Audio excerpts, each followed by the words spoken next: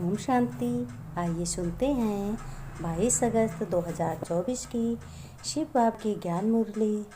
आज परमपिता परमात्मा शिव बाबा ने कहा, मेरे मीठे बच्चों, देखो 5000 वर्ष पहले भारत कितना सुखी था। भारत में ज़बरदस्त धन था, काफ़ी धन था, बहुत धन था। वह तुमने राजयोग से पाया। इसमें लड़ाई आदि की कोई बात नहीं है। बाबा ने कहा, इनको कहा जाता है ज्ञान के अस्त्र शस्त्र, जिनसे तुम सारे विश्व पर क्या करते हो, राज्य करते हो। फिर बाबा ने कहा, वहाँ तुम्हारे में कितनी ताकत थी, फिर दिन पर दिन ताकत घटती जाती है। अब तो बहुत तुम कमज़ोर हो गए हो।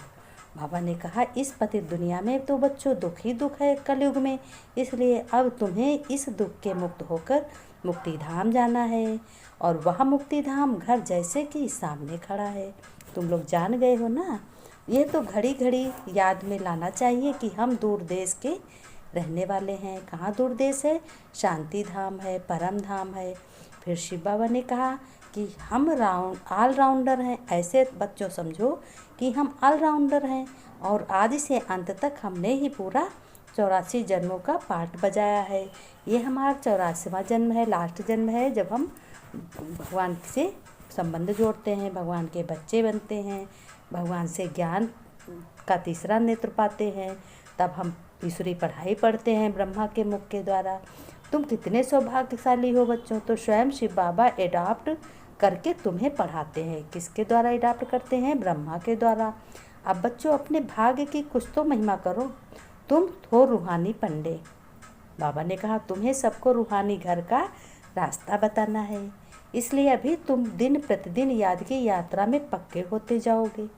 और पक्का होना है, फिर तुमको कुछ भी याद नहीं आएगा। सिर्फ घर और राजधानी ही याद रहेंगे।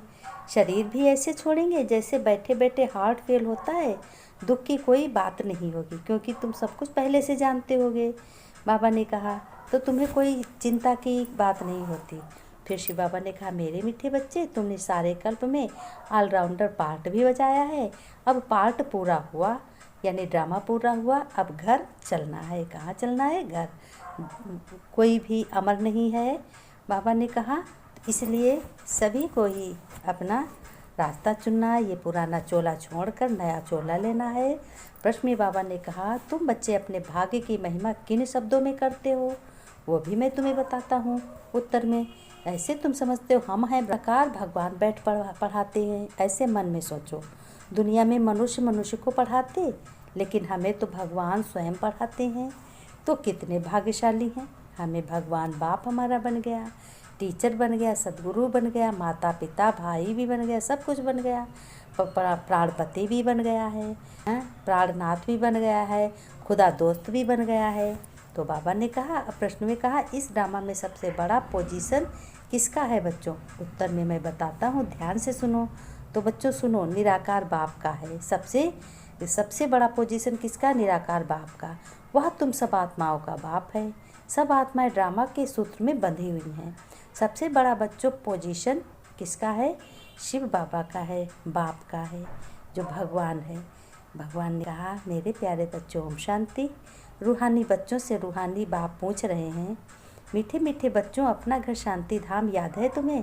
कभी मत भूलना। भूल तो नहीं जाते हो। अब 84 का चक्र तुम्हारा पूरा हुआ। कैसे पूरा हुआ ये भी तुम समझ गए हो। इतने दिन से पढ़ रहे हो पढ़ाई। सतयुग से लेकर कलयुग अंत तक ऐसे और कोई भी पूछ ना सके। बाबा ने कहा, मीठे मीठे लाडले बच्चों से बाबा पूछते हैं कि अब घर चलना है ना नहीं चलना। घर चलकर फिर सुखधाम में आना है। ये सुखधाम तो नहीं है यहाँ।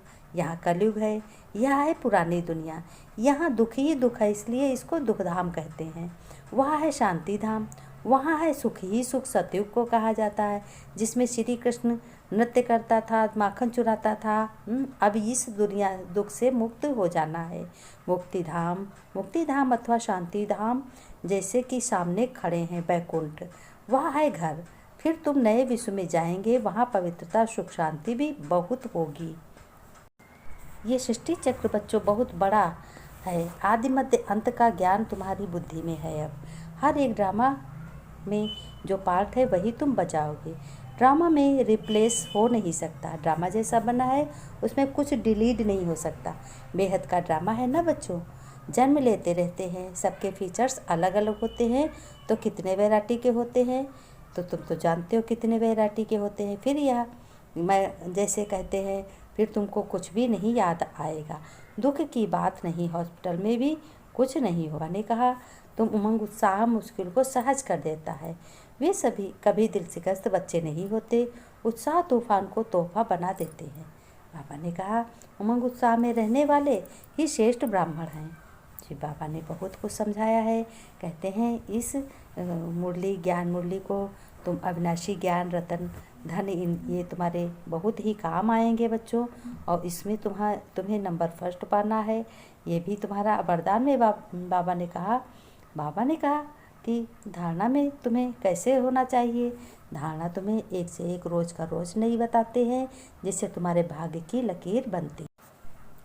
धारणा में बाबा ने कहा, रूहानी पंडा बन सबको रूहानी घर का रास्ता बताना है। ज्ञान योग के अस्त्र के सहारे तुम्हें अब डबल अहिंसक बनना है।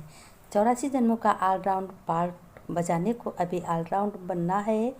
सब काम करने हैं। बेहद के वैरायटी ड्रामा में हर एक एक्टर का पार्ट देखते हुए तुम्हें खुश रहना है, हर्षित होना है। वरदान में बाबा ने कहा, अविनाशी उमंग उत्साह द्वारा तूफान को तोहफा बनाने वाले श्रेष्ठ ब्राह्मण आत्मा भव। तुम ब्राह्मण हो, तुम श्रेष्ठ ब्राह्मण हो।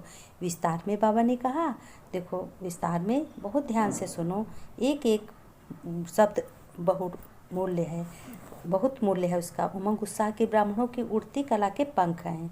इन्हीं पंखों से बच्चों सदा उड़ते रहो। ये उमंग उत्साह आप ब्राह्मणों के लिए बड़े से बड़ी शक्ति है। नीरस जीवन नहीं है, उमंग उत्साह का रस सदा है। उमंग उत्साह मुश्किल को भी सहज कर देता है। वे कभी दिल शिकस्त नहीं हो सकते। उत्साह तूफान को तोहफा बना देता है। उत्साह किसी भी परीक्षा व समस्या को मनोरंजन अनुभव कराता है। ऐसे अविनाशी उमंग उत्साह में रहने वाले ही तुम श्रेष्ठ ब्राह्मण हो। स्लोगन में बाबा ने कहा, स्लोगन बहुत इम्पोर्टेंट शब्द है, इसको बहुत याद रखना है। शांति की बास धूप जगा कर रखो तो अशांति की बास समाप्त हो जाएगी। क्योंकि तुम शांति धाम के रहने वाले हो ना, तो शांत का माहौल बना के रखो। अपने भगवान शिव बाबा की घर गृहस्थ में अपना कर्म करते हुए, चलते फिरते हर कर्म करते हुए याद करना है। बाबा ने कहा, तुम अंत समय में अनेक प्रकार की हलचल तो होगी। ऐसे समय में स्थिति को अचल होनी चाहिए। स्थिति तुम्हारी अचल होनी चाहिए, लेकिन इसके साथ साथ इस एक और बात पर ध्यान तुम्हें देना है। क्या ध्यान देना है? कि तुम्हें ध्यान देना है कि हमारा बाबा साथी है, वो हमारा परम पिता है, इसके जैसा कोई नहीं है, बेहद का है, तो वो सुख ही सुख देगा। बाबा ने कहा, मेरे मीठे बच्चे, प्यारे बच्चे, हम रूहानी बच्चों की, रूहानी बाप दादा की याद प्यार, नमस्ते नमस्ते, गुड मॉर्निंग बच्चों।